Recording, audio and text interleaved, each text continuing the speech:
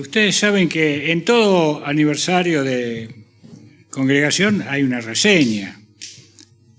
Una hora de reseña es mucho, ¿no? No vamos a hacer ese terrible dolor de cabeza para los hermanos. Tampoco tenemos preparada una reseña con figuras para no ser largo. La vamos a hacer. Pero hoy comenzamos un nuevo lustro. ¿Qué es un nuevo lustro, chicos? Cada 5 años. Esperemos que el año que viene no se cumpla, sino que venga el Señor. Y que los 60 años estemos en la casa del Señor, ¿verdad? Pero bueno, mientras tanto, nosotros sabemos que nos tiene en este mundo con un propósito. ¿Cuál es el propósito? Testificar del amor de Cristo a las almas perdidas. Así que bueno, hoy vamos a ir a la ceremonia de la renovación de esta nueva... Le voy a pedir al hermano Marcelo Migales, yo sé, no le había dicho con anticipación que lo haga, así que no está ensayado esto, para que cambie el número, Marcelo, Supongo que, bueno, ¿te das cuenta? Ahí está. Vamos a empezar 55 años. Si hoy en el año 2026 cumplimos 55, pueden sentarse acá adelante, por favor. Adelante, hay 2 lugares, allí en los bancos, o alguien que le facilite, por favor, asiento a las visitas. Buenas tardes, buenas noches. Gracias. Muy bien. 55 años. ¿Un aplauso? Sí. A ver. No, bueno, pasa que no, como dije, no es fácil, no lo habíamos ensayado. Pero bueno. Sí, se pegó la figurita. Ahora, ¿qué hacemos? No, cuesta sacar la otra. Pero puede pegarse encima, Marcelo, si es que se tapa, no hay problema.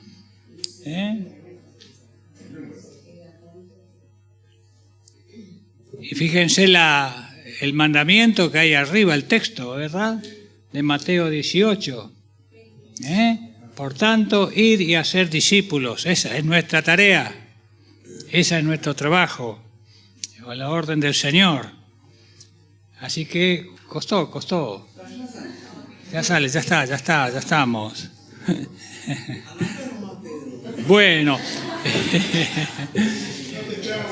Pero vamos a hacer la reseña, pero no desde el año 71. Vamos a empezar desde el año 1988, diciendo que en ese año nuestros queridos hermanos Oscar y Cristina Ámenos se mudaban desde Avellaneda a Don Bosco.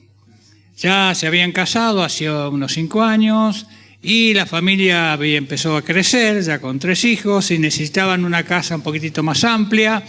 Entonces compraron cerca de este lugar, allí es la calle Uriburu, una casa más amplia. Bueno, no obstante, ellos seguían congregándose en Pavón 512, en Avellaneda, allí debajo del puente, muchos conocen esa congregación, pero ellos tenían siempre la mirada puesta en nuevos horizontes, así decía Oscar. Y viendo la posibilidad de congregarse aquí en este lugar, porque ya había y conocía la existencia de una congregación en Don Bosco. Y tardaron un tiempo y dijeron, bueno, vamos a ver qué pasa. Vamos a ir a Kramer 930 a conocer a los hermanos de ese lugar.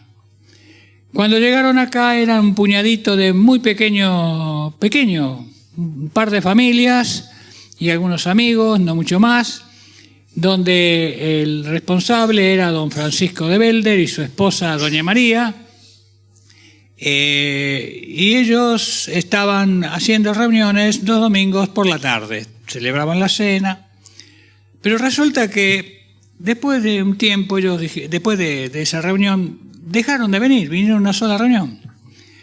Y menos de 2 años dijeron, qué lástima, vamos a volver otra vez a Don Bosco.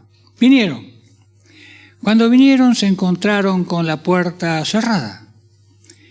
y se enteraron de que estaban casi por cerrar este lugar. Se les estrujó el corazón. Tenían una angustia porque ellos sabían y tenían la idea siempre de este lugar. Estaban orando por un nuevo horizonte, como decía él. Entonces fueron a la casa de don Francisco y doña María de Belder a preguntarles y si querían que ayudara al servicio para esta obra. Se pusieron tan contentos los hermanos, que ya eran muy mayores, estaban no muy bien de salud. Entonces dice, esta es la respuesta a nuestras oraciones. Así que ambos estaban orando por esa situación. Hicieron así, sacaron la llave, Oscar y Cristina, acá tienen la llave. Así que comenzaron a abrir este lugar, pero claro, había que reconocer y recordar a los hermanos, visitarlos, volver a reactivar la obra, que no es fácil. A veces es más difícil reactivar una obra que iniciarla de cero. Pero el Espíritu de Dios y la alegría que ellos tenían de reiniciar este lugar contagió a otros.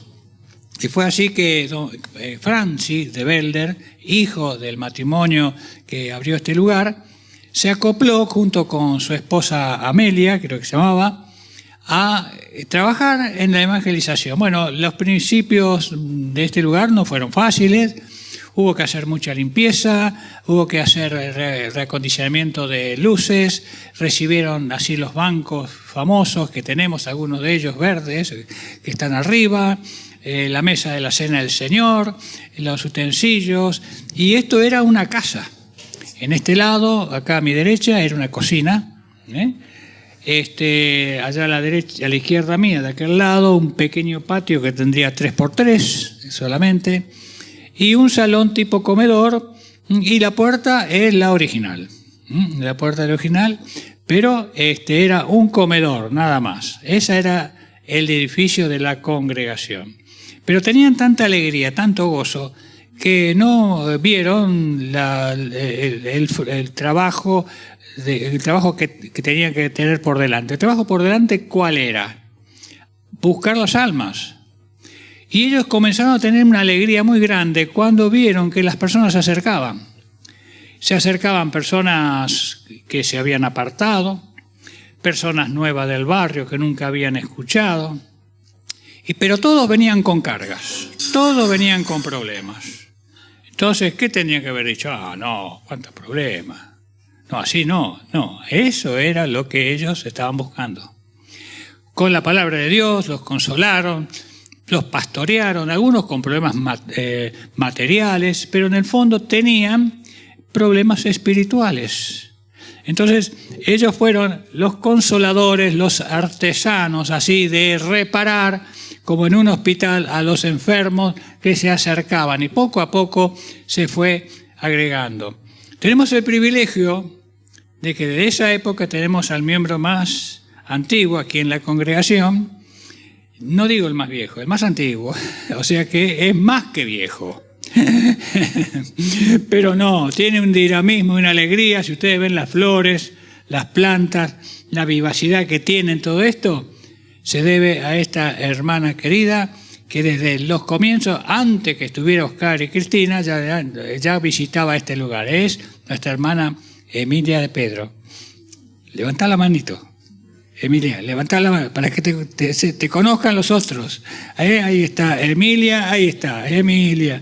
Desde aquella época infaltable, ella vive no muy lejos de aquí, cerca, pero gracias a Dios con un propósito fundamental de congregarse en el nombre del Señor y disfrutar de la comunión con los hermanos.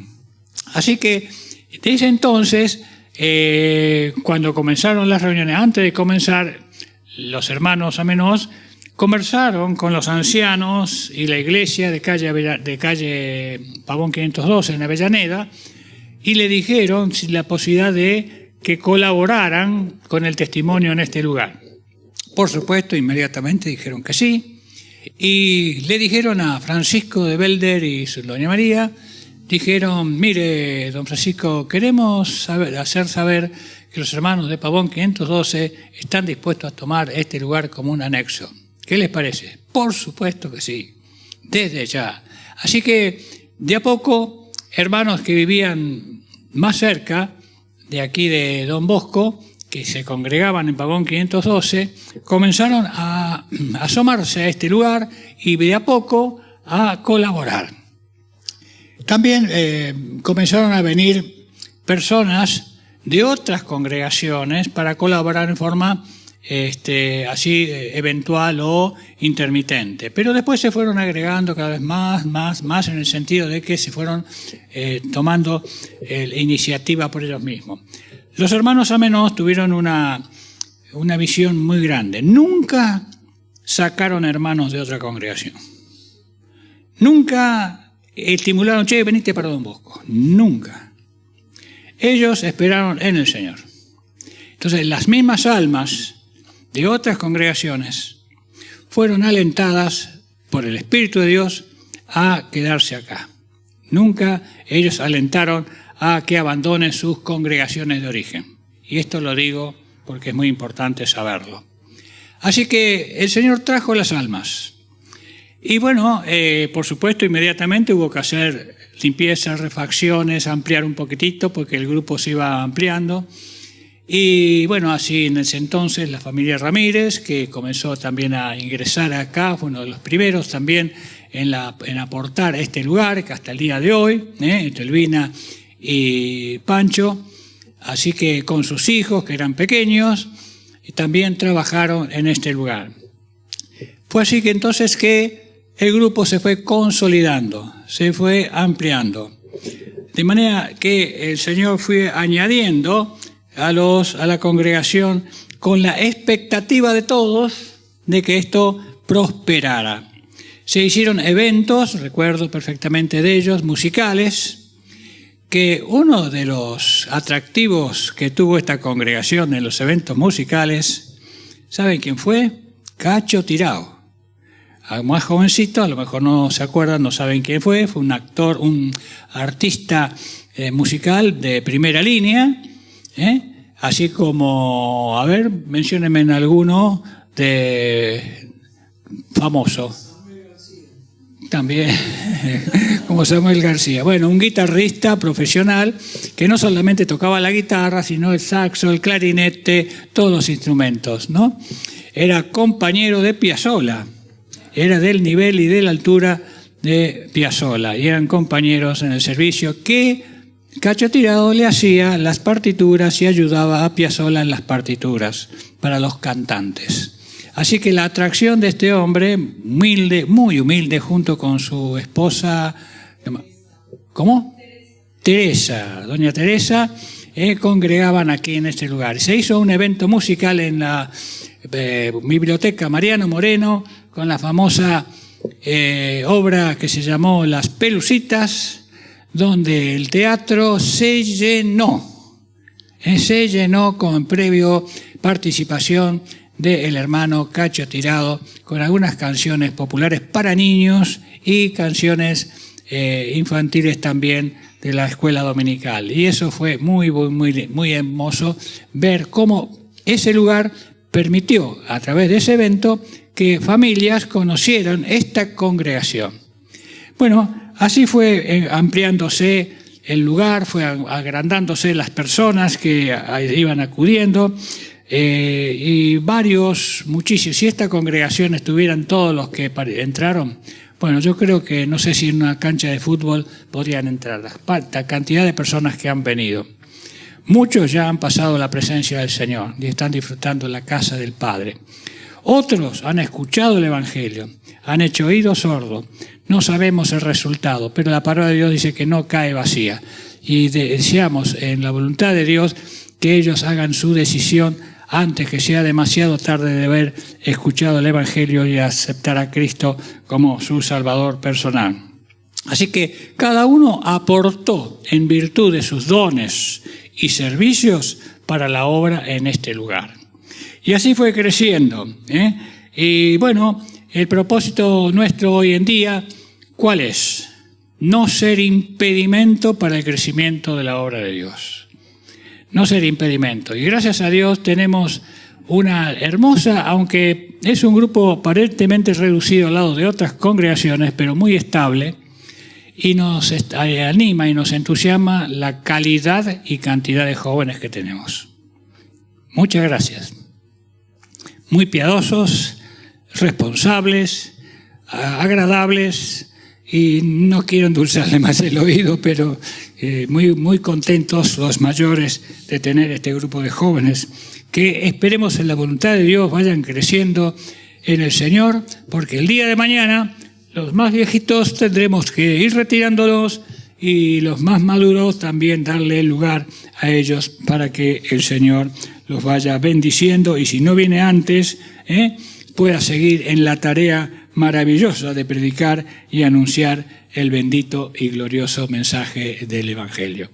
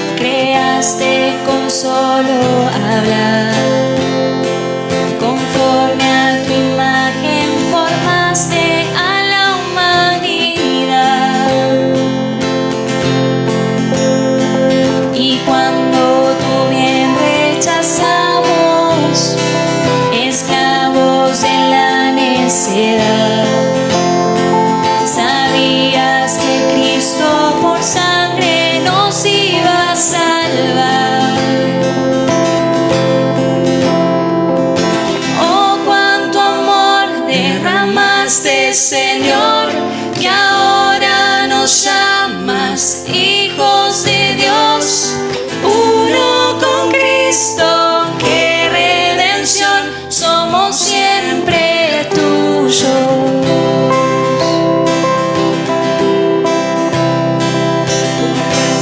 Ya somos familia, a salvo en tu tierra bondad. Traemos a ti nuestras cargas y todo pesa. Y aunque anhelamos ya verte, tu espíritu al alma dirá que somos tus hijos amados por la eternidad.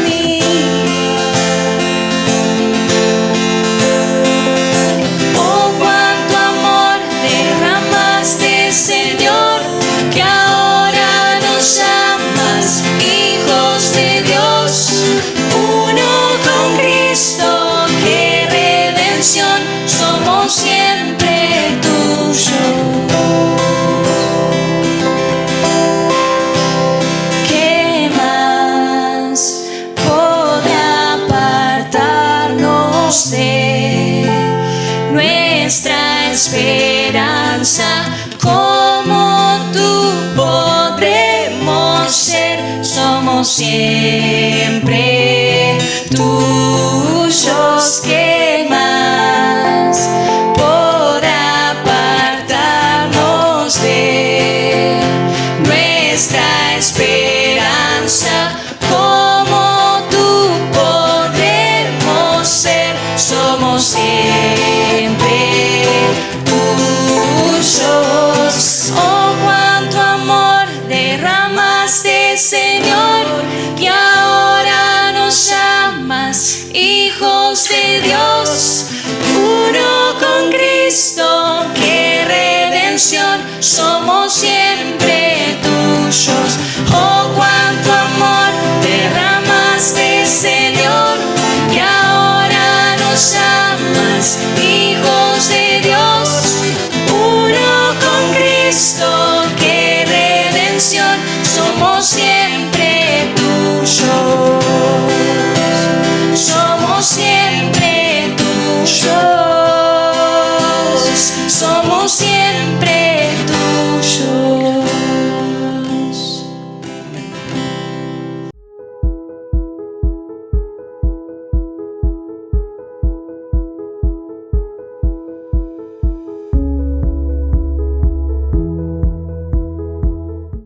nuestro hermano Daniel Olivera. Bienvenido, Daniel. Daniel viene de Munro, ¿no?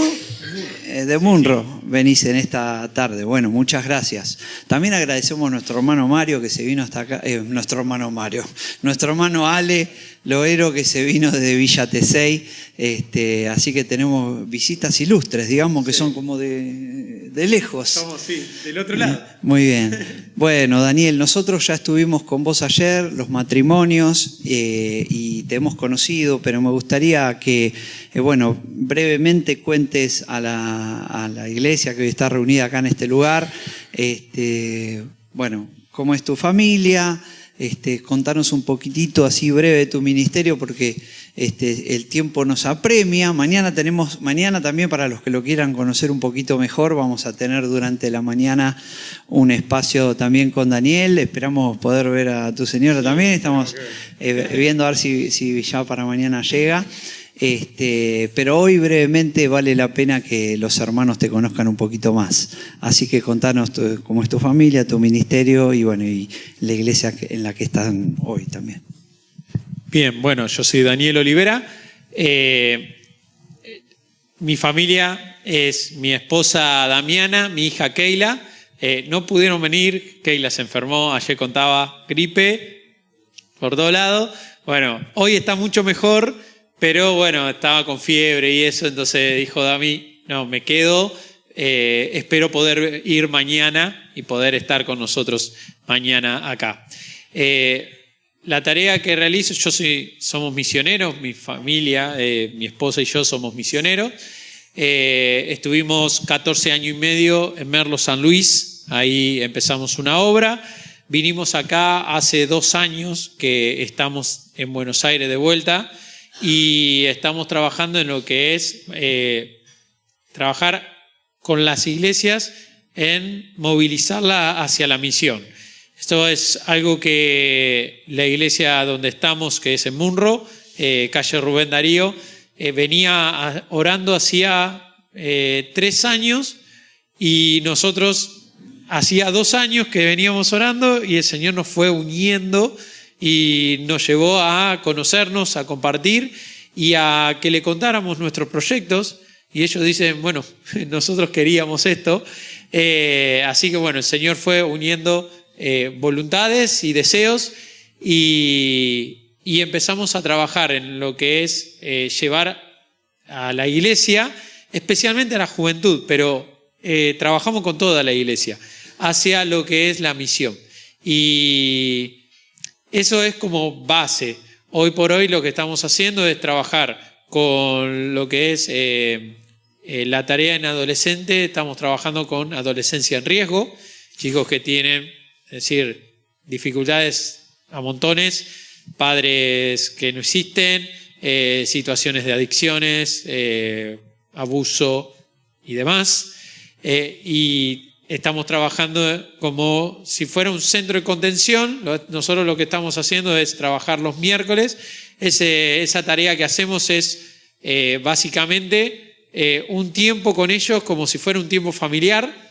Lo reunimos en la iglesia, pero lo que hacemos es llegan, jugamos con ellos como si estuvieran jugando con nuestros hijos, jugamos con ellos, compartimos un tiempo de juego recreativo, todos juntos, casi siempre alrededor de una mesa, es decir, era muy, muy didáctico así de familia, muy de hogar. Luego de eso tenemos una cena muy familiar, porque comemos con ellos, estamos charlando, estamos compartiendo. Y luego de eso tenemos un tiempo de lo que sería el estudio bíblico, pero no es enseñando la Biblia, sino trabajando con las problemáticas que ellos tienen aplicado a la Biblia. Entonces ellos vienen con los temas, con los problemas o con las situaciones y nosotros trabajamos sus problemas, qué es lo que dice Dios con respecto a lo que le está pasando. Gracias a Dios, bueno, empezamos con 4 chicos. Los primeros que vinieron fueron 4 chicos. Ya han pasado más de 25 chicos en el grupo y el grupo estable son de 15, 17 chicos más o menos que viene todos los miércoles. Es decir, estamos hablando miércoles a la noche, 8 de la noche, hasta las 11. vienen solos y se van solos, porque no es que los repartimos, no tenemos posibilidades. Somos un grupo pequeño, también los colaboradores. Así que esa es una de las tareas, y la otra, bueno, hacemos un apoyo integral a las iglesias. Hoy estamos trabajando con la iglesia de Casero. Bueno, es un poco como para que tengan un panorama de lo que estamos haciendo hoy. Muchas gracias, Daniel, y ahora te vamos a escuchar con la palabra. Bien, ahora por el otro micrófono. Primeramente felicitarlos por 55 años, no es poco, ¿eh? No es poco servir y estar activo tanto tiempo en la obra.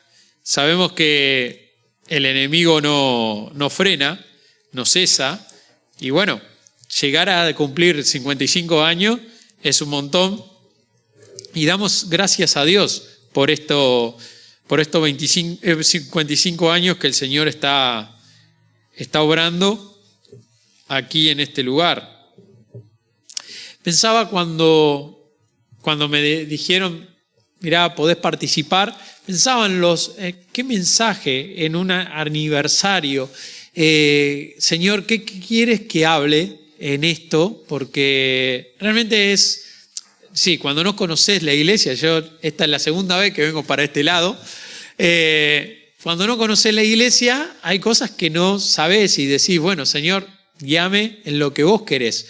Y el día de ayer habíamos empezado a hablar y a ver esta historia de Isaac con Rebeca y su trato con sus hijos. Hoy vamos a estar viendo lo que es la situación de Jacob y Esaú. Nos estamos moviendo por la vida de Jacob, ¿bien? Y la idea es que mañana podamos estar desarrollando y viendo todo lo que pasó en la vida de Jacob. Pero hoy vamos a ver un poco más sobre la relación y lo que estaba sucediendo con esta familia. Y lo que podemos sacar en claro en sí, bueno, son muchas cosas que podemos estar meditando en el día de hoy. Lo que podemos ver es cómo actúa la persona, cómo actuamos. ¿Por qué? Porque ayer hablábamos y decíamos, pero a ver, esto sucedió tantos años atrás, sin embargo, parece que fuera hoy. Y esto que vamos a ver ahora nos va a hacer sentir lo mismo. Parece que fuera hoy lo que está sucediendo. Tal vez no de la misma manera, pero sí volvemos a tener los mismos sentimientos, las mismas acciones, los mismos pensamientos. Y esto lo vamos a poder ver con estos dos personajes. Abramos nuestra Biblia entonces en Génesis 25.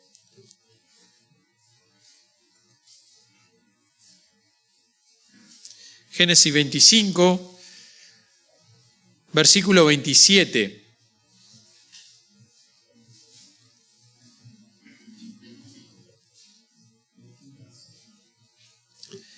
Génesis 25, versículo 27. Dice, y crecieron los niños, y Esaú fue diestro en la casa, hombre del campo, pero Jacob era varón quieto, que habitaba en tiendas.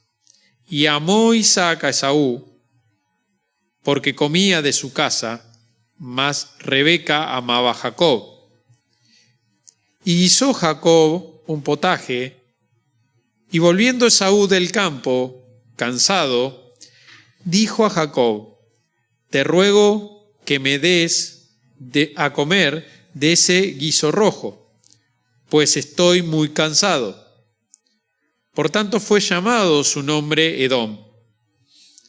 Y Jacob respondió, véndeme en este día tu primogenitura. Entonces dijo Esaú, he aquí, yo me voy a morir. ¿Para qué, pues, me servirá la primogenitura?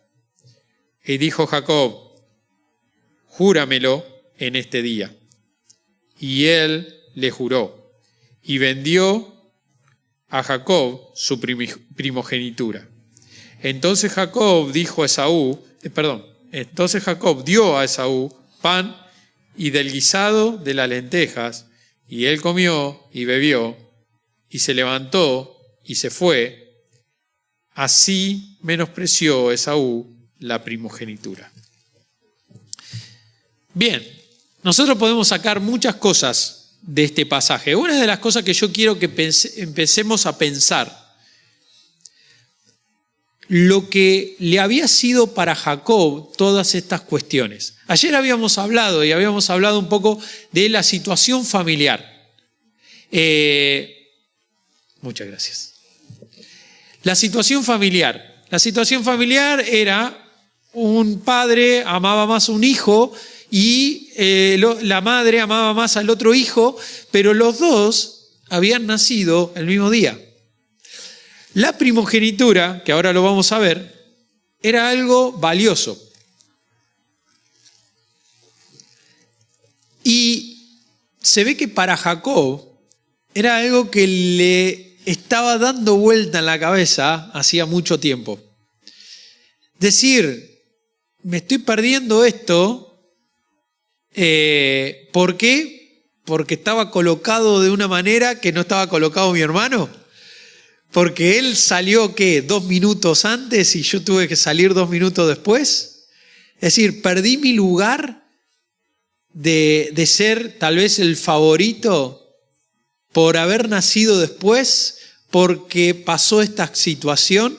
Entonces, pensemos en eso, en lo que estaban viviendo y el valor que tenía la primogenitura, que Jacob dijo, yo voy a ganarla, yo me la voy se la voy a robar, de alguna manera la quiero para mí, ¿bien? Y eso lo que estaba pasando en este momento. Ahora, ¿qué significaba tener la primogenitura? Bueno, el primogénito tenía derecho a una mayor porcentaje de la herencia, una mayor porción. La herencia, cuando se dividía entre todos por igual, pero se hacía como si tuvieran, 7 hijos. Bueno, vamos a dividirla en 8 a la herencia. Entonces, al primogénito se le daba un doble porción. La primogenitura tenía un valor monetario. ¿Bien? El que iba a recibir el doble. ¿Ah? En este caso eran 2. Bueno, se dividía en 3 la herencia. Y al primogénito le tocaba el doble. ¿Bien? Así es como el valor que tenía. Todos recibían una parte y partes iguales, pero el primogénito recibía el doble. El primogénito sería el patriarca de la familia. Luego de morir el padre de familia, él tendría la responsabilidad de guiar a los suyos en todo lo general de su vida, en los negocios, en las costumbres, en todo lo que era orden de su vida, quedaba a cargo esta persona. Él quedaba como el que iba a tomar las decisiones. Las decisiones familiares iban a pasar siempre por el primogénito. ¿Bien? Entonces, quedaba como a cargo. Se moría Isaac, ¿quién quedaba a cargo? Quedaba a cargo el primogénito. En este caso, tenía que haber sido Esaú, pero Jacob fue el que compró con esta acción la primogenitura de Esaú. El primogénito era el sacerdote de la familia. Él tenía el deber de guiar en cuanto a lo espiritual también. Así que todo lo que era ámbito espiritual lo iba a estar guiando el primogénito. Los dioses que adoraban, cómo lo adoraban, cuándo lo adoraban, todas las cosas que correspondían al orden espiritual también lo guiaba el primogénito. Ahora, ¿cómo podemos entender nosotros que llevamos ese valor? ¿Qué valor llevamos en nosotros? Bueno, nosotros llevamos ese valor, el valor de la primogenitura o el valor más bien del sacerdocio. A ver, cuando hablamos del sacerdocio muchas veces miramos y decimos, bueno, pero esto es una tarea que está más adecuada o más ligada a los varones. Bien, cuando hablamos en el Nuevo Testamento, dice el Señor que nosotros vamos a ser un reino de sacerdotes. Bien, cuando venga el Señor, nosotros vamos a ser un reino de sacerdotes. Entonces, no está ajeno de la mujer.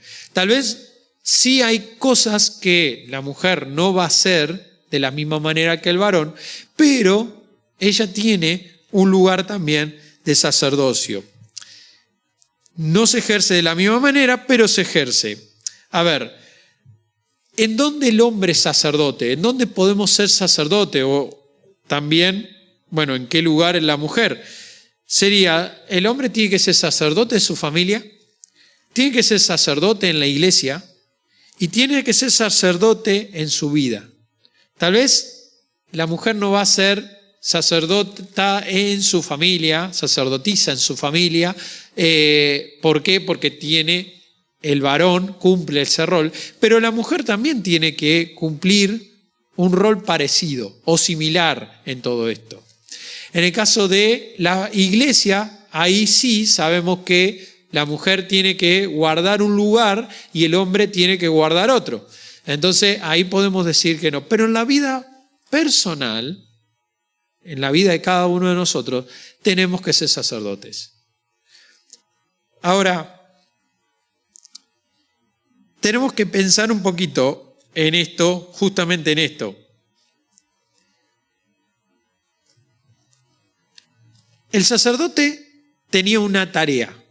El sacerdote básicamente era el que llevaba al pueblo a Dios. ¿Bien? Él, ¿qué hacía? Llevaba lo del pueblo y lo comunicaba con Dios. El profeta tomaba de lo que Dios le mandaba y lo comunicaba al pueblo. Pero el sacerdote tomaba lo del pueblo y lo llevaba a Dios. Comunicaba y trataba todo lo que era la relación con Dios, acercar al hombre a la presencia de Dios. Y eso es lo que tenemos que entender también nosotros. ¿Cómo vamos a ser sacerdotes? Bueno, llevando todo a la presencia de Dios, siendo los que comunican con Dios. Como hijos de Dios tenemos que ser responsables de todos los sacerdocios, es decir, sacerdote de la familia, sacerdote en la iglesia, sacerdote en la vida. No es que uno es mayor que otro o que uno tiene un valor y el otro no tiene tanto valor. Por ejemplo, bueno, yo voy a ser sacerdote en mi vida, pero bueno, en la iglesia no tanto. O me voy a preocupar por el sacerdocio de mi familia, pero en mi vida no tanto. Pues ya está, ya que haga el devocional familiar es suficiente. ¿Viste? Tener ese tiempo familiar, ya está, con eso ya leí la Biblia y ya hice lo mío. Bien, tengo que pensar que el sacerdocio tiene que ser más profundo, tiene que ser algo activo con Dios. El sacerdote es aquel que te acerca a Dios, es quien te enseña el camino a seguir, es un ejemplo espiritual. El sacerdocio lo que te muestra es un ejemplo espiritual. El sacerdote no podía hacer cualquier cosa. ¿Se acuerdan cuando el sumo sacerdote tenía que entrar en el templo, tenía que ir al lugar santísimo y si no estaba purificado, moría? ¿Bien? No era que cualquiera se podía acercar a Dios de cualquier manera. El sacerdote tiene que tener un ejemplo, tiene que ser un ejemplo espiritual, pero también es quien te enseña ese camino a seguir. Él te va mostrando cómo llegar o cómo relacionarte con Dios y a la vez es aquel que te tiene que acercar a Dios. En la familia, vamos a ver Josué 24:15.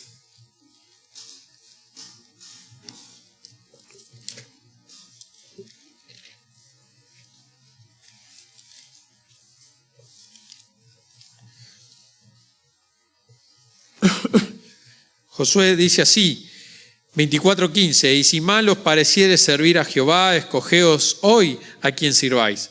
Si a los ídolos a quienes sirvieron vuestros padres cuando estuvieron al otro lado del río, o a los dioses de los amorreos en cuyas tierras habitáis. Pero yo y mi casa serviremos a Jehová. El sacerdocio plantea esto. Yo y mi casa serviremos a Jehová. no voy a hacerlo así nomás, no voy a vivir así nomás. Voy a comprometerme. El sacerdocio familiar tiene que ser una guía para toda tu casa, para toda tu familia. Compromiso genuino con el Señor. Proverbios 22:6.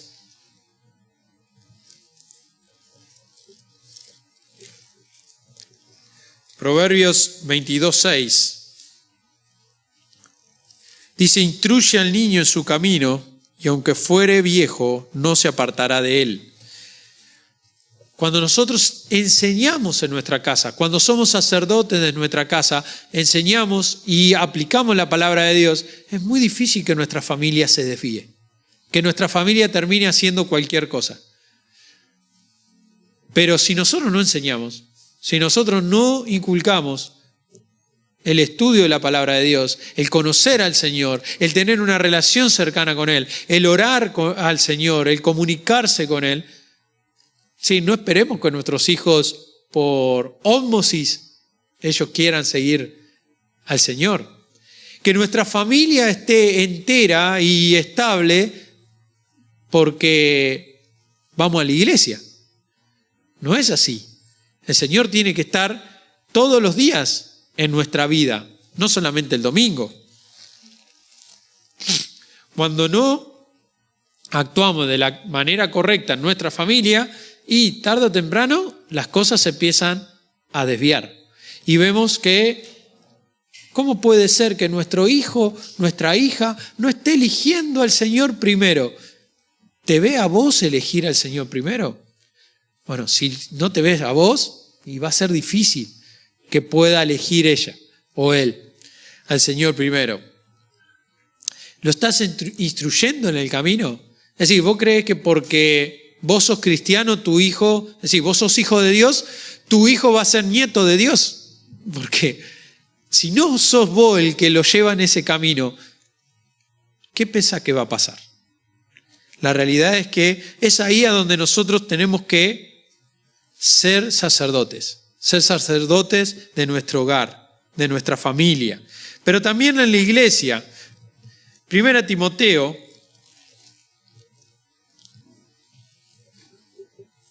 capítulo 2,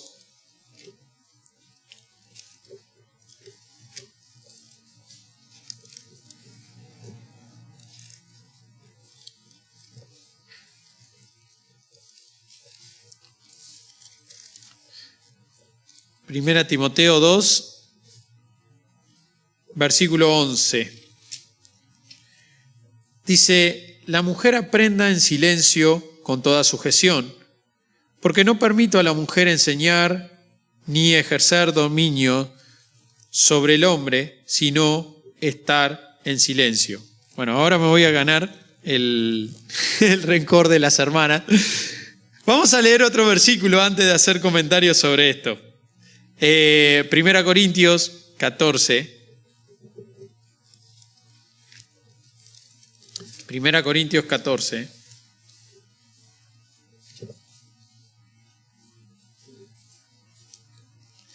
Versículo 34.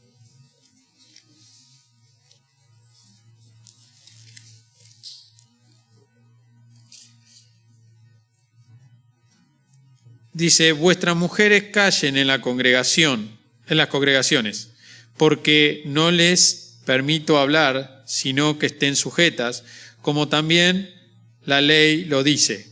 Y si quieren aprender algo, pregunten en sus casas a sus maridos, porque es indecoroso que una mujer hable en la congregación. Bueno, no significa que van a permanecer calladitas todo el tiempo.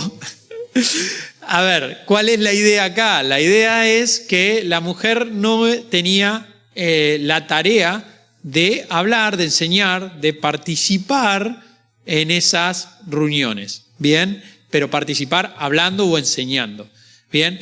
El hecho de preguntar o consultar posiblemente tampoco se estuviera dando en reuniones grandes. Imagínense si de repente yo digo, bueno, alguno tiene una pregunta y todos me empiezan a levantar la mano con diferentes cuestiones. Bueno, no terminaríamos más. ¿Qué es lo que dice el apóstol Pablo en las dos cuestiones? Mirá, tienen que aprender. Primero guardar silencio y después aprendan en su casa. Ahora, una mujer debe aprender, pero el varón debe enseñar. No es que el deber de la mujer es que se calle la boca y aprenda, y el varón, listo, libre, no le toca nada. Bien implícito en el versículo decir, bueno, la mujer tiene que tomar este lugar, el varón tiene que enseñar. Si vos no estás siendo sacerdote en tu iglesia y no se está enseñando como corresponde, en tu casa también tendrías que enseñar. Ahora, el problema acá, y que muchas veces vemos y se habla de las mujeres que son rebeldes y que se quieren poner y posicionar y un montón de cosas. A ver, cuando hay un lugar vacío, alguien lo va a ocupar. Y si ese lugar vacío es porque no hice lo que tenía que hacer, porque un varón no hizo lo que tenía que hacer, está poniendo en una situación de riesgo a una mujer que dice, y bueno, si no hay nadie, voy yo. A veces el problema está en que los varones no son sacerdotes como deben ser. He escuchado muchas mujeres decir, yo me pararía en la cena y haría una oración, porque pasan tiempo y tiempo donde nadie ora. Pero si la mujer lo hace, la retamos. ¿Y si el hombre no se para? No decimos nada. ¿Está bien?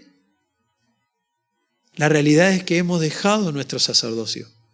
Estamos perdiendo el lugar que el Señor nos puso. También nos dice Corintio que la mujer debe callar y el varón debe hablar. Dice, a la mujer que pregunte en su casa. Pregunte en su casa. Entonces el varón tiene que estar preparado para contestar en su casa. A ver, querido, ¿por qué yo tengo que hacer esto, esto y esto? Porque sí, lo dijo el pastor, vamos a hacer... No, no es así. Tenemos que estar preparados, tenemos que estudiar la palabra, tenemos que saber más que ellas, porque resulta de que ellas se ponen a hacer Instituto Müller, se ponen a hacer que conferencias de acá, conferencias de allá, y nosotros todavía estamos viendo a ver cuál es el versículo del día de la aplicación, y con eso salimos para adelante. No, hermanos, la verdad es que perdemos el foco. Si nosotros no estudiamos la palabra, si no nos capacitamos, si no crecemos, y sí, van a venir con preguntas difíciles. Tendríamos que estar preparados para las preguntas difíciles. Tendríamos que estar listos para contestar aquellas dudas que tienen las mujeres, bien, en nuestro hogar, nuestras amigas, es decir, la congregación tienen un grupo de jóvenes grande, qué lindo, y entre los jóvenes, es decir, se pueden preguntar cosas. Y estaría bueno que lo puedan contestar, que los chicos estén preparados para contestar aquellas cosas que las chicas tienen como dudas. Como dudas. Y que sea genuino. También vos vas a decir, mirá, la verdad no sé todo, pero te estás preparando. ¿Estás realmente buscando ser ese hombre que el Señor te está pidiendo? ¿Ese sacerdote que el Señor te está pidiendo? ¿Te está preparando para ese sacerdocio? Escucho muchas veces a los chicos decir, no, bueno, pero las chicas están esperando a alguien que sepa todo. Bueno, y si están esperando eso, ¿por qué no te capacitas y no te formás? ¿La culpa es de ella o la culpa es tuya, que vos sos medio pelo? La realidad es que tenemos que luchar y tenemos que crecer, tenemos que formarnos.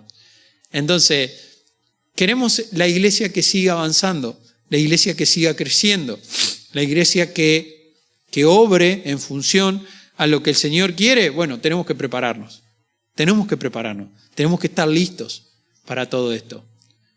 A ver, como jóvenes, piensen que son el motor de la iglesia.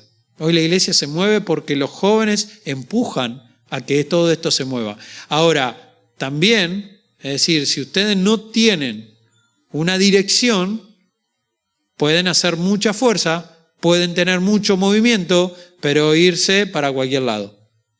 El motor sin el volante no es que sirve. No es el auto sin volante, bueno, con el motor es suficiente.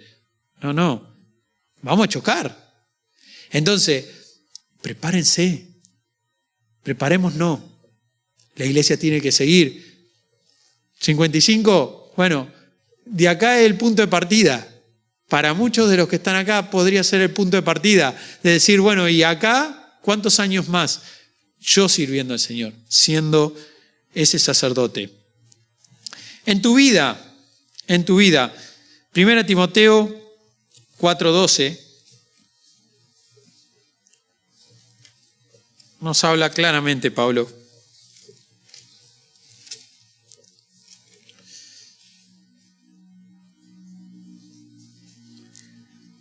Dice, ninguno tenga en poco tu juventud, sino sé ejemplo de los creyentes en palabra, conducta, amor, espíritu, fe y pureza. Sé ejemplo de los creyentes. Esto es para todos que ejercemos el sacerdocio, todos debemos ser ejemplo de los creyentes. Y cuando escucho esto de Pablo, me impacta muchísimo. ¿Por qué? Porque normalmente nosotros decimos, sí, tengo que ser ejemplo, y pienso en ejemplo del mundo. Ejemplo del mundo es fácil, muchachos, chicas, hermanos, hermanas. Es fácil. Con hablar bien, con no decir ciertas groserías, con no actuar de una manera, no ser por ahí muy enojones, no actuar con violencia, ser honestos en nuestro negocio. Con eso basta. Ahí, es decir, para el mundo somos prácticamente Jesús. Pero no nos dice eso el versículo. Nos dice, sé ejemplo de los creyentes. Tenés que ser ejemplo de tu hermano. Tenés que ser ejemplo de tu hermana. Tenés que ser ejemplo de aquel que está a tu lado. Te tienen que mirar y tienen que decir, quiero ser como vos. Quiero tener esa relación que tenés vos con el Señor Jesús. Quiero tener esa relación que tenés vos con Dios. Es ahí a donde la persona es ejemplo. Si no, no somos ejemplo. Yo tengo que ser ejemplo de mi hermano y mi hermano tiene que ser ejemplo de mí. Yo tengo que querer parecerme más a él. Entonces, debemos ser ejemplo de los creyentes, no de los inconversos. De los inconversos es fácil, porque esta sociedad está podrida. Pero nosotros tenemos que ser ejemplo dentro de la iglesia. De aquellos que vienen, que comparten con nosotros, que alaban a Dios, que viven una vida cercana a Dios. Bueno, nosotros tenemos que procurar estar siendo ejemplo. No competencia. No lo hago para, mírenme a mí, qué groso que soy. Anda medio pelo, tambaleando. No es esa la idea. La idea es que mi hermano pueda ver un ejemplo en mí. Que tenga valor, que él quiera hacer lo que yo hago, o que yo pueda hacer algo que lo entusiasme a mi hermano a querer avanzar en la vida cristiana. Ser ejemplo de los creyentes. Y nos habla en varias cosas, en palabra, conducta, es decir, cómo hablamos, cómo nos expresamos, cómo decimos las cosas. La conducta, cómo nos comportamos. ¿Somos lo mismo acá y en otro lado, en nuestra casa, en el mundo? ¿Nos conocen de la misma manera? El amor, ¿cómo actuamos con amor? ¿Actuamos con amor en todo lugar o solamente actuamos con amor con aquellos que nos puede traer un beneficio? En espíritu, ¿somos espirituales? En fe, ¿confiamos en el Señor? ¿Es nuestra fe una fe virtuosa, una fe que es digna de imitar? En pureza, ¿qué hay en nuestro corazón? ¿Estamos siendo puros delante de Dios? También en la vida tenemos que practicar los dones. Versículo 14 dice, no descuides el don que hay en ti, que te fue dado mediante profecía y con la imposición de manos del presbiterio. Bueno, yo no sé si ustedes han estudiado los dones, si saben cuántos dones hay, cuántos dones están vigentes, cuántos dones no. Pero si no lo han hecho, les pido, estúdienlo. Búsquenlo. Porque si no saben qué cantidad de dones hay, están bastante complicados, porque no lo saben cuál van a ejercer. Algunos han dicho, y me ha pasado cuando he hablado de dones y pregunto, bueno, dígame uno de los dones que más se usan, y dicen el don de alabanza. Y el don de alabanza no aparece en la Biblia. Así que, hermano, perdón, tenés un gran talento, es una gran obra la que haces, pero la realidad es que no lo haces con un don, lo haces con un talento. Es decir, es algo natural, es algo que te sale, es algo que puso Dios en vos. Gloria a Dios por eso. No está mal, está genial que usted utilice los talentos, pero el don es otro. Estaría bueno que busquemos cuál sería el don que tiene aquel que sirve en la alabanza. ¿Bien? Pero bueno, para dejarlo, esto se lo dejo ahí picando, ustedes buscarán. Cualquier cosa, si no, les puedo mandar lo que es un estudio de los dones, por lo menos para que tengan toda la lista.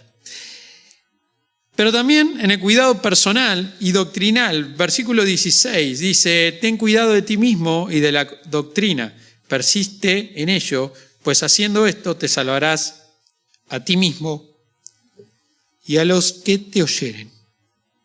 Me impacta este versículo porque dice, ten cuidado primero de ti mismo y de la doctrina. Es decir, cuídate vos, cuídate vos. Vos sos carne de cañón. A vos el diablo te está buscando. A vos el diablo te quiere ganar, te quiere vencer. Entonces, cuídate vos, pero también cuida de la doctrina, que lo que se te enseñó no cambie. Que lo que se enseñó, es decir, perdure. Mantenernos en esto, en lo que enseñó Dios, nos mostró en su palabra, de lo que enseñó en su palabra. Lo tenemos que mantener, pero también mantenernos nosotros. Algunos cuidan de la doctrina, pero su vida es un desastre. Pero así. Todo en la iglesia, todo así. Pero después vos lo ves en su vida y es un desastre. Entonces no sirve cuidar, es decir, no es creíble. Pero si en tu vida sos excelente, pero en la iglesia sos relajado y decís, bueno, cada cual que haga lo que quiera, y vamos a terminar como en la época de los jueces, donde cada uno hace lo que bien le parece. Entonces, no es así, son de las dos cosas. Cuídate vos mismo, pero también cuidá la doctrina. Y dice que haciendo esto te salvarás a ti mismo y a lo que te oyeren.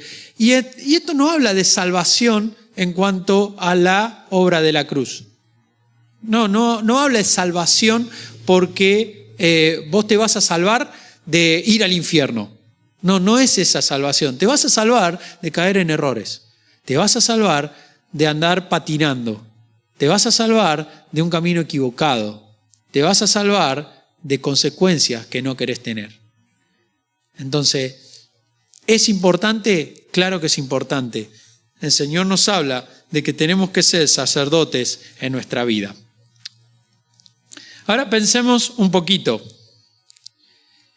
en los guisos que encontramos a diario, porque encontramos guisos a diario en nuestra vida. Lamentablemente, el diablo te arma guiso de lo que sea. Vamos a Primera de Juan 2:16. ¿Qué puede ser este guiso de lenteja? Hermano, lo único que espero es que no haya guiso de lenteja al final, porque es decir, arruiné todo.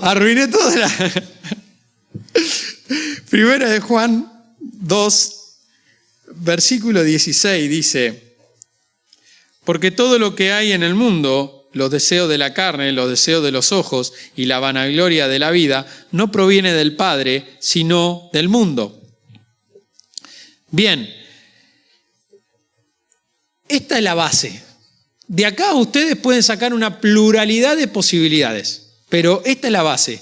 Los deseos de la carne, los deseos de los ojos, la vanagloria de la vida. El deseo de la carne, la palabra esa deseo es epitumia en griego, que también se puede traducir como concupiscencia, un deseo ardiente o descontrolado, también se traduce como codicia. ¿Bien? A ver, la carne siempre está demandando. La carne siempre quiere más. Nunca te va a decir, ya está, ya me sacié. Es decir, te dice, ya me sacié, y eso te das cuenta, es decir, en una comida familiar, vos comiste como loco. Terminaste de comer y dijiste, no me entra más nada. Y viene la abuela con el heladito y te clavas uno. La carne nunca se sacia, La carne nunca se sacia. Siempre quiere más. Siempre hay lugar, dice, para el heladito, porque no va al estómago sino al corazón. Pero la realidad es que todo va al estómago. Y siempre queremos más. Y si hay algo que nos gusta, y bueno, sí, eso también queremos. Así que no nos saciamos. Eclesiastés 1:8 habla claramente de esto.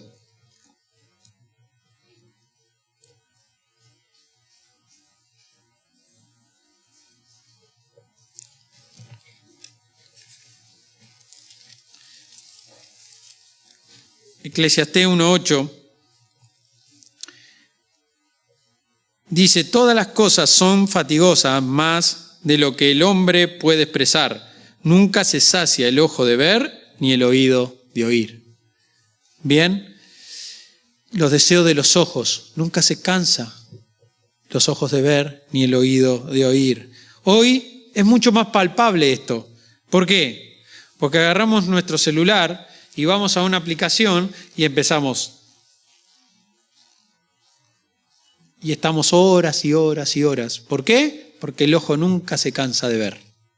El scroll infinito, es decir, es algo que lo vino diciendo Salomón. Fíjate que se inventó el scroll infinito, pero es algo, la teoría de dónde viene, y bueno, Salomón ya lo sabía. Nunca se cansa el ojo de ver. La vanagloria de la vida. La vanagloria de la vida nos habla de lo vacío, la gloria vacía que se produce en la vida. Esta gloria es terrenal, sin ningún valor. Es valor acá en la tierra, pero no es un valor eterno. Esto sería todo lo que se va a quemar en cuanto estemos delante del Señor. De esto no está hablando.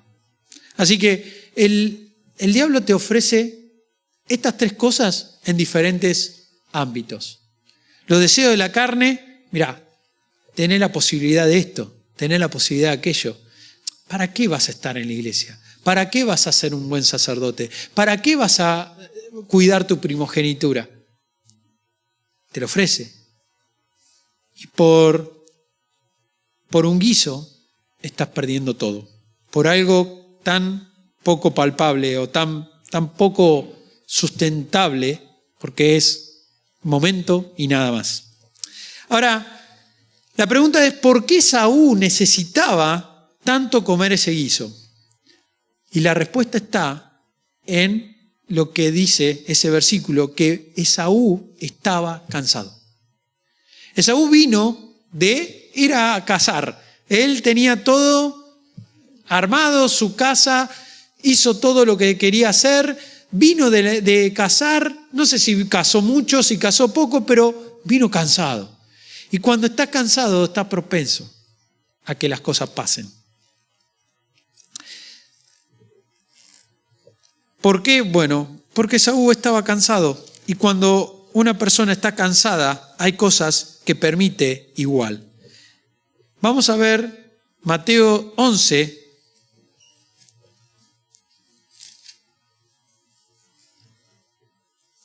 Mateo 11, versículo muy conocido, versículo 28. Mateo 11, 28 dice, venid a mí todos los que estáis trabajados y cargados, y yo os haré descansar. Llevad mi yugo sobre vosotros y aprended de mí, que soy manso y humilde de corazón, y hallaréis descanso para vuestras almas. Porque mi yugo es fácil y ligera mi carga. ¿Cómo viene tu vida? ¿Cómo estás hoy? ¿Cómo están tus cosas? Muchas veces nos nos pasan las cosas porque entramos en modo automático. Hacemos todo, ya vamos con la inercia. Y bueno, es así.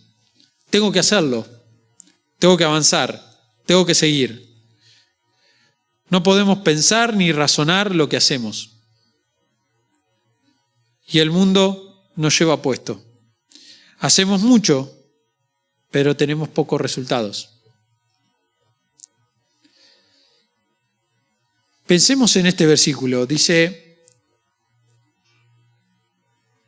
que venid a mí todos los que estáis trabajados y cargados, y yo os haré descansar. Llevad mi yugo sobre vosotros y aprended de mí, que soy manso y humilde de corazón, y hallaréis descansos para vuestras almas, porque mi yugo es fácil y ligera mi carga. ¿Estás cargado de la vida? ¿Estás muy cargado por toda la vida que llevas? Jesús es el que trae descanso. En Jesús podemos descansar. Pero por otro lado, ¿estás cargado de las exigencias de tu iglesia? Posiblemente vos te encuentres con que, sí, bueno, pero a ver, yo tengo que hacer todas estas cosas y además me toca hacer de todo en mi iglesia. Bueno, el Señor dice que llevemos su yugo, que debemos tener su yugo, no el otro, no otro yugo. A veces nos cargamos con yugos que nos están poniendo los hermanos en nuestro cuello.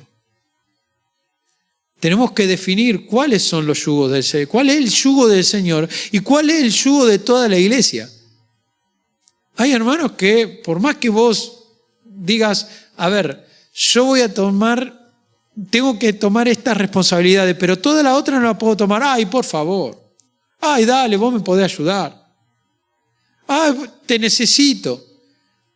Y siempre son los que, de la carreta, son los que se suben arriba. Está empujando todo el mundo, pero cuando vos ves, tenés 4 o 5 subidos arriba de la carreta. A ver, sí, va a ser difícil así empujar. Va a ser difícil cargar. La realidad es que hay hermanos que hay que tener paciencia y darle una oportunidad más y esperarlo. Y hay otros que hay que decirle, mirá, vos también tenés que tirar. A vos también te toca. Llegaron a 55 años. Bueno, tienen que seguir adelante. No pueden frenar acá. Y no es una cuestión de hasta dónde vamos a llegar. Bueno, hasta que el Señor venga. Hay que seguir adelante. No podemos quedarnos con que, bueno, no, pero a mí no me toca eso. No, yo todavía soy muy joven para estar empujando. El Señor nos dice que nos pongamos su yugo. Y su yugo es responsabilidad. Es hacer las cosas como el Señor Jesús la haría. Ahora, no significa eso que nosotros tenemos que estar 24/7 dentro del salón de la iglesia, pero sí que lo que hagamos lo hagamos con responsabilidad. Que el ministerio que tomamos, que nos hicimos responsable, lo hagamos con responsabilidad. Que le demos ese lugar en nuestra vida a todas las cosas que pedimos. Y si no podemos más, bueno, también ser correcto y decir, a ver, no me pongan más yugos. El mundo te pone el estándar de vida también. Nosotros debemos llevar el estándar de vida de Cristo. Es ahí, dice, aprended de mí que soy manso y humilde de corazón. Para aprender del Señor, cuando nos ponemos el yugo del Señor, y para aprender del Señor tenemos que caminar como el Señor. No podemos andar acelerados, o no podemos seguir andando en el camino del mundo y caminar al lado del Señor. Pero para andar bien, necesitamos sí o sí andar al lado del Señor y puesto el yugo del Señor. El resultado de todo esto va a ser descanso para nuestras almas. Yo no sé cómo estás hoy y no sé cómo estás viviendo tu vida, pero posiblemente estés cansado, como tantos, con mucho trabajo y con mucha fatiga. Es en el Señor Jesús en que podemos descansar. Pensemos en una frase que nos decía el pasaje. Dice, así menospreció Esaú la primogenitura. Y la pregunta es, ¿Qué cosas son de mayor precio para cada uno de nosotros? El diablo te ofrece muchos guisos de lentejas. El tema es, ¿qué vale más? ¿Eso que te ofrece, que es una satisfacción momentánea, o lo que el Señor te ofrece? A veces perdemos lo más valioso por algo que es una satisfacción momentánea. Ahora, Dios nos ofrece una satisfacción completa. Cuando recibís a Cristo como Señor y Salvador de tu vida, recibís el perdón de todos tus pecados. Él es el que pagó ese precio en la cruz del Calvario. Es Él el que murió por cada uno de nosotros, para que nosotros podamos ser libres de toda condenación. Hoy tenés el mayor regalo que te pueden dar, que es la salvación, la vida eterna. Pero solo podés tener esa salvación si recibís a Jesús como Señor y Salvador de tu vida. El diablo te ofrece un montón de cosas, pero todas esas cosas te van a dejar igual en el infierno. Todas esas cosas no te van a dar salvación, no te van a dar paz, no te van a dar perdón y no te van a dar vida eterna. No te van a dar una reconciliación con Dios, no te la van a dar. Te van a dejar aislado, vacío. Tal vez con la panza llena, pero con el corazón vacío. La pregunta es, ¿qué vas a hacer vos? ¿Qué decisión vas a tomar? No te vayas de este lugar sin Cristo. No te vayas de este lugar sin esperanza. No actúes como actuó Esaú, porque después rogaba por tenerla, por tener su primogenitura y no la pudo tener. Se terminó. Tal vez hoy sea la última oportunidad que tengas, no lo sé. Tal vez tengas muchas más, pero ¿y si esta fuera la última? ¿Y si mañana te tuvieras que presentar delante de Dios? ¿Qué le vas a decir? ¿No me di cuenta? ¿Preferí comer un plato de lentejas? Que no sea así para ninguno de nosotros. Oramos. Padre Celestial, gracias Señor por poder ver en estas personas, tanto en Jacob como Esaú, Señor, lo que muchas veces hacemos mal y muchas veces el enemigo aprovecha para destruirnos. Padre, te rogamos que tú obres en nuestras vidas, que podamos ser esos sacerdotes fieles que obren conforme a tu voluntad, que podamos llevar nuestra vida, Señor, en plenitud contigo, que podamos descansar en Cristo, Señor, siguiendo sus pasos, caminando de la manera que Él camina, andando al lado del Señor, unido al Señor por ese yugo. Padre, que podamos comprometernos contigo en todo momento, en toda nuestra vida, para ser esos sacerdotes que te alaban y que te honran en todo momento. Padre Celestial, te rogamos que tú sigas obrando en medio nuestro. Te rogamos por la iglesia aquí, para que siga avanzando, que siga siendo una luz en medio de un mundo de oscuridad. Padre, gracias por poder celebrar un año más de tu iglesia aquí presente. Bendice este lugar, bendícenos a cada uno de nosotros. Y te pedimos también que si alguno no tiene a Cristo, que hoy pueda tomar esa decisión, que tú puedas tocar sus corazones y que pueda pasar de muerte a vida. Señor, dejamos todo en tus manos, en el nombre bendito del Señor Jesús. Amén.